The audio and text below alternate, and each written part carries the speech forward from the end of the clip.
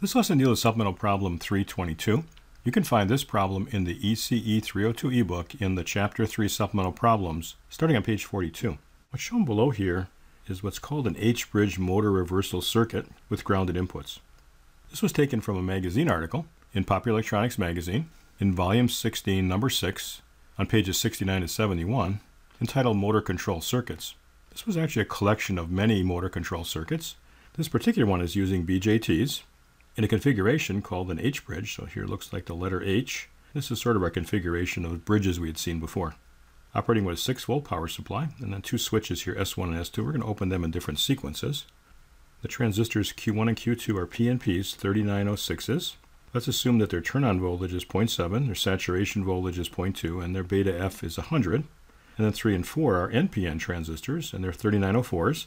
Let's assume that their turn-on voltage is 0.7, saturation is 0.2, and beta F is 100. Let's further assume that this motor has a resistance about 25 ohms and has an inductance around 10 millihenries. Could you find the voltage across and the current through the motor under the following conditions? Suppose that S1 is closed and S2 is open at time t equals 0. And then solve for the voltage and current as a function of time. And then next, suppose that we shut off the power supply and we're set it equal to 0 at t equals 60 seconds. And again, find the voltage across and the current through the motor. Now repeat all of this if you reverse the order of the switches. Let's make S1 open and S2 closed at time t equals 0. And then likewise, 60 seconds later, let's shut the power supply off. In this first case, we're going to open switch 2 and close switch 1. So let's go back to the previous page and see what that means. So I'm going to close this switch and open this switch. With this switch open, I have no base current, so this is probably cut off. Here I got 6 volts. I could forward bias this PN junction, have current flow this way, could come back this way back to ground. Let's assume that these transistors saturate because this is a switching circuit. And if this saturates, then this node voltage is about 0.2, and that's feeding the base emitter branch over here, so I don't have enough voltage to forward bias this. So this is probably cut off too. My first guess is going to be saturated, saturated, cut off, cut off. Let's go back to the next page, put the information on the schematic. I can put the models in, but just label the voltage and current conditions. Saturation here, and then forward biasing of 0.7. Same over here, 0.2 and then 0.7. Got a base current coming out of here, and a base current coming into here. My voltage across the motor, I'm just going to label this way, and a current through it, with a resistance of 25 ohms and 10 millihenries.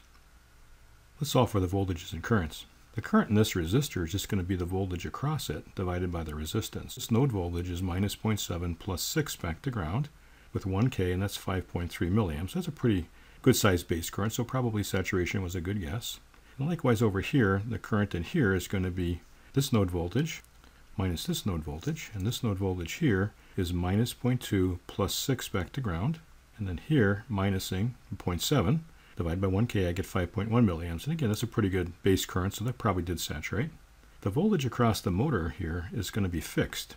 It's this node voltage minus this node voltage, which is minus 0.2 plus 6, and then minus a plus 0.2. That's 5.6 volts. I have a constant voltage across the motor.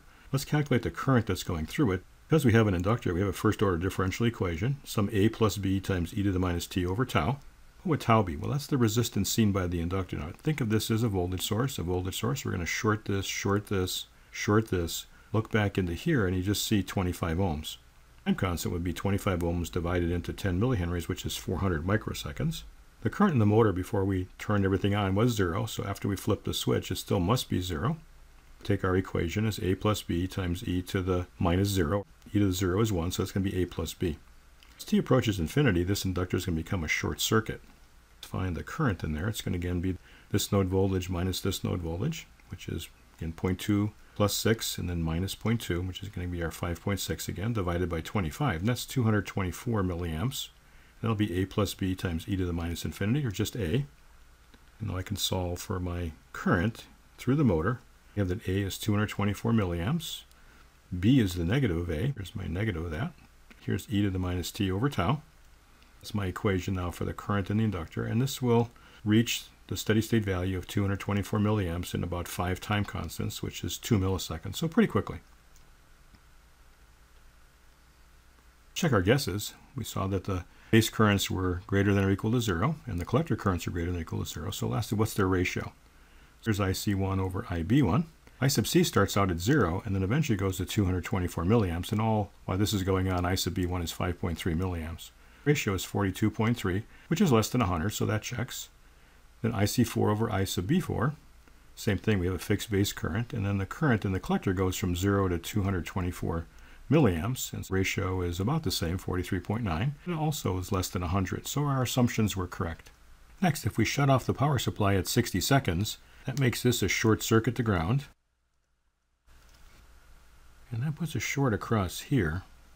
If this was forward biased and this was positive, we have to have two positive numbers equaling 0, so that's going to make this 0 volts. That's going to cut off this transistor. This one's still cut off because we got the switch open. The current in the coil was 224 milliamps after 5 time constants, still there as we do this initial shutting off of the power supply. Where is this current going to go? Well, it can go this way or it can come back around this way. Let's see what happens if it were to go around this way. It would forward bias this PN junction and come back here. So it's a possibility. If that happened, what would be true? Well, if you go back to supplemental problem 3.9, that's our discussion of inverse characteristics of the transistor, and one of them was inverse saturation. So we would forward bias this. Our typical value is 0.72, and then the collector emitter voltage was a minus 20 millivolts.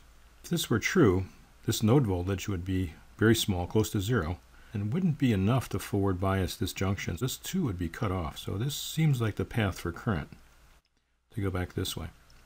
Let's solve for the expression for the current in the motor. It's going to be some A plus B times e to the quantity t minus 60 seconds over tau. But now what's the resistance seen by this coil? This is an open circuit here, and then this looks like a resistor of 1K, and this is an open circuit. Looking back in here, I see 1K, a short, and then 25 ohms. 1,025 ohms divided into 10 millihenries is about 10 microseconds. And the current in the motor was 224 milliamps just before this happened. Still the same value after it switches. It's going to be some A plus B times e to the quantity 60 minus 60. E to the 0 is 1, so A plus B. Now as t approaches infinity, there's no other source of energy here, so we're going to dissipate all of that stored energy in the resistances in our circuit. We're going to be approaching 0 current if we wait long enough. That's going to be this equation as t approaches infinity, or just A. My expression for the current in the motor is A plus B, A being 0, so it's going to be B, which is 224 milliamps, and then e to the quantity t minus 60 seconds divided by the time constant of 9.756 microseconds. Now what about the voltage across the motor? That's the voltage across these two together. Well, that's going to be some A plus B times e to the minus t minus 60 seconds over tau for t greater than 60 seconds. The voltage can jump instantaneously, the current can't. Voltage across the motor just after the switch closes at 60 seconds plus, let's go around the loop here, the rise in voltage would equal the drops of minus 0.72. Drop across here is going to be 224 milliamps times 1K back to the other terminal of the motor. That's this expression right here. And that's a minus 224.72 volts, and that's going to be equal to A plus B times e to the minus the quantity 60 minus 60 over tau, and that's going to be just e to the 0, which is just equal to 1. As t approaches infinity, there's no other sources of energy in our circuits. We're going to have no current in our circuit and therefore no voltage. And that's going to be equal to the value here as t approaches infinity, which would be A plus B times e to the minus infinity, which is equal to 0, so just equal to A. Voltage across the motor is A plus B times e to the minus quantity t minus 60 over tau. But A is equal to 0, so we just have this expression here, which is going to be equal to minus 224.72 times e to the quantity minus t minus 60 seconds divided by the time constant of 9.756 microseconds. And this is true for t greater than 60 seconds. If you recall, just before switching, we had 5.6 volts across the motor. And now, as we cross 60, we jump down to minus 224.72. So this is going to change instantaneously from one value to another, and that can happen with the voltage across the coil. We had some pretty large voltages on the previous page. This is going to cause a ratings problem. Let me show this idea on the previous page and let you look at this one when I'm going through this. This transistor is cut off, and the voltage across here we can go around the loop and solve for. The rise in voltage equals the drops. The collector emitter voltage of transistor 4 is minus the motor voltage minus 0.02. This was a pretty large voltage. Roughly, the voltage across here is the negative of the motor voltage. But at t equals 60 seconds plus, that was 224.72 volts negative. Taking the negative of that, we've got 200 and 224.72 volts across here. If you look at the 2N3904 datasheet, the breakover voltage here when you're cutting off the transistor is about 40 volts. Applying 224 volts plus across here most likely will blow out the transistor. What we need to do is to lower that value of voltage, and that's really coming from right here. The voltage across here is going to be this node voltage, which is the collector emitter voltage, and then this node voltage is going to be 0.72 minus 0.02, in other words there's 0.7 across here. Voltage across here is mostly the value of V sub CE, and we kind of ignore this drop over here. Basically the voltage across here will be the voltage across here. If we limit this to the breakover voltage of 40 volts, and the maximum current that we're going to get because of this branch of the circuit is 224. If we lower this resistor to 40 volts, the breakover voltage divided by 224 milliamps, that would give us 179 ohms for this resistor. And that would limit that surge in voltage that would eventually pop this transistor. Let's go back to page 45. That's what this stuff is right here. We also need to check our assumptions about transistors 3 and 4. Assume that Q3 was an inverse saturation. If you look at supplemental problem 3.9, I need to show that the value of IB3 is greater than or equal to 0. Well, it starts out at 224 milliamps and eventually goes to 0, so that does check. The collector current needs to be shown to be less than or equal to 0, again from the supplemental problem, and we started out at minus 224 milliamps and eventually went to 0, so that checks. And the last one is the ratio of currents. In other words, minus IE3 needs to be less than or equal to beta R IB3. Let's go find I sub E3 on the previous page. I have the current coming in here of the 224 milliamps going this way. I have really no current here. I've got all that current going this way. I've got no current coming in here. And I've got no current coming in here from this part of this cutoff transistor. Emitter current's in this direction, but the negative that's going this way is actually equal to 0. Back to 45 again. And minus IE3 is equal to 0, and that's of course less than or equal to any number here, which is the value of a non-zero base current to a zero base current and the value of beta R. Now what about the voltage across transistors 4's base emitter? Let's go to the previous page again and solve for the base emitter voltage. Go around the loop. There's no current coming in here. Rise in voltage here is equal to minus 0 and then a minus 0.02. It's a total of minus 0.02 volts, and that's less than or equal to 0.7 volts. The turn-on voltage for transistor 4, so yeah, that's in cutoff. And then the value over here of the collector emitter voltage is going to start out at 224.72 volts and eventually go to 0 as we discharge the energy in the motor. That's the calculations on the page. Here and here. We checked that transistors 3 and 4 were guessed correctly. Our next condition is to have S1 open and S2 closed. Because of the symmetry in the circuit, we're going to have pretty much the same results. And let's take a look at that on the next page.